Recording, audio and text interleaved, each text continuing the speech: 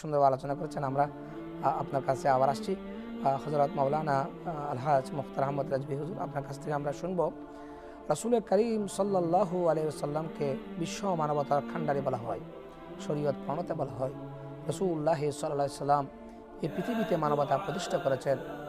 হাদিসে কারিমার মধ্যে রাসূলুল্লাহ সাল্লাল্লাহু আলাইহি সাল্লামের মানবতার প্রতিষ্ঠার জন্য ব্যাপকভাবে বিভিন্ন বুখারী শরীফ বলেন বিভিন্ন গ্রন্থে রাসূলুল্লাহর হাদিসে কারিমা রয়েছেন। যেমন লা ইয়ারহামুল্লাহু মান লা ইয়ারহামুন নাস, যে মানুষের উপর রহম করে না আল্লাহ তার উপর রহম করে না।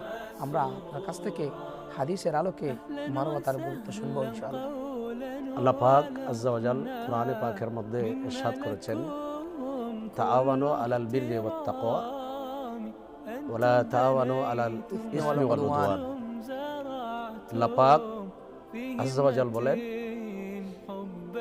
খোদা ভীতি এবং তাকওয়া অর্জনের জন্য একে অপরকে তোমরা ভালো কাজে সহযোগিতা করো। সুবহানাল্লাহ। এবং পাপ, জুলুম, অত্যাচার, অন্যায় এই কাজগুলা থেকে একে অপরকে তোমরা সহযোগিতা করো না।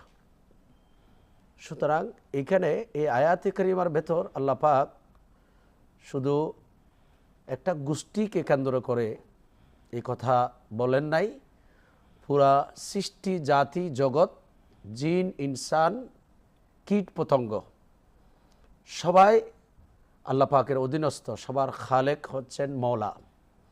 তো তিনি আমাদেরকে এই নির্দেশ দিচ্ছেন, সেটার বাস্তব প্রতিফলন কোরআনে পাকের বাস্তব প্রতিফলন রসুল আরবি সাল্লাল্লাহু তাআলা আলাইহি ওয়াসাল্লাম তার আদর্শ দিয়ে এটা সমাজকে এবং জাতিকে পুরো বিশ্ববাসীর কাছে মেসেজ পৌঁছিয়ে দিয়েছেন।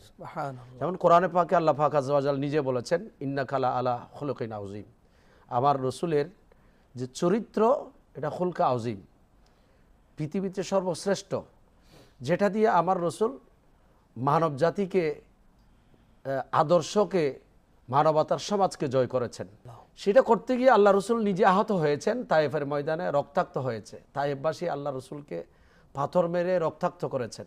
জিবরিল আমিন আসছে, বলেন ইয়া রাসূলুল্লাহ আপনি বলুন, আমি তায়েফবাসীকে আমি জের জবর করে দেব, আমার কাছে 600 নূরের পাকা আছে, একটা পাকা করলে আমি সিদরাতুল মুনতাহা থেকে জমিনে আসি, সেখানে আমি একটা পাকা দিয়ে এই জাতিকে আমি শেষ করে দেব, আপনি শুধু আমাকে অনুমতি দিন। তখন আল্লাহ রসুল বলেছেন, জিবরিল এরা এখনো আমাকে চিনতে পারে নাই। তখন আল্লাহর নবী যারাই রক্তাক্ত করেছেন আল্লাহর রসুল তাদের জন্য দোয়া করেছেন, বদদোয়া করেন নাই। আল্লাহর নবী বলেছেন,